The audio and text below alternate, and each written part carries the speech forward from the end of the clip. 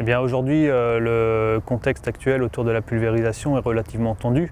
Il ne passe pas une semaine sans que les médias parlent de l'utilisation des produits phytosanitaires, problèmes de santé publique.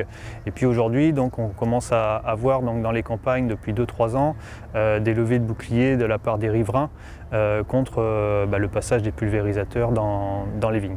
Et les pratiques évoluent donc, de par l'évolution des matériels. Donc, sur des pulvérisateurs classiques, on voit apparaître donc, des buses anti-dérive qu'on n'avait pas forcément il y a 5 ou 10 ans. Et puis donc, depuis 5 ans, on voit maintenant apparaître des pulvérisateurs avec des panneaux récupérateurs, hein, donc, qui permettent de confiner la pulvérisation, puisque de toute façon, même avec un appareil bien réglé, souvent on a quand même potentiellement des pertes de par le flux d'air hein, qui s'opère en fait sur la vigne. Et donc du coup, le confinement permet de récupérer 30% sur une campagne en moyenne de la bouillie pulvérisée. On a développé un outil de simulation des pratiques viticoles. Donc c'est un outil mathématique qui permet de retracer au champ et de simuler tous les travaux faits par un viticulteur avec son tracteur et le matériel derrière. C'est une simulation technico-économique où on fait des comparaisons techniques, économiques et de temps passé. On a comparé sur toute la campagne les traitements faits par un atomiseur classique, avec un tracteur classique bien entendu, par rapport à un atomiseur confiné.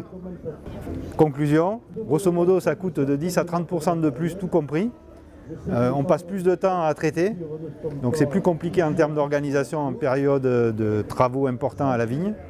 Par contre, c'est un moyen très efficace de réduire les IFT, donc de ne pas perdre de produits dans le sol et dans l'air, de ne pas faire d'embrun, donc de respecter le voisinage, et en particulier en bio, de diminuer les doses de cuivre apportées à l'hectare. Les freins du choix d'un pulvérisateur à panneau récupérateur est principalement l'investissement qui est plus élevé qu'un pulvérisateur classique. Et puis donc le deuxième point, c'est également le temps passé à la vigne qui peut être un peu supérieur à un pulvérisateur classique du fait de l'attention qu'on doit avoir à la conduite. Aujourd'hui, les constructeurs essayent de limiter les freins en proposant des automatismes d'aide à la conduite permettant d'améliorer et de faciliter l'utilisation de ces pulvérisateurs dans la vigne. Alors pour les constructeurs, je pense qu'il y a quand même moyen de faire des appareils plus légers, plus solides, plus maniables. On a quelques idées sur le sujet. Et puis il y a aussi des contraintes liées en particulier aux buses. Il y a des études de flux d'air à faire. La pulvérisation confinée, c'est vraisemblablement l'avenir puisque c'est un moyen de travailler plus proprement, de ne pas envoyer des produits dans l'atmosphère et dans le sol de manière incontrôlée. Donc le produit va uniquement sur la vigne. Alors effectivement, ça coûte plus cher, c'est plus compliqué à mettre en œuvre.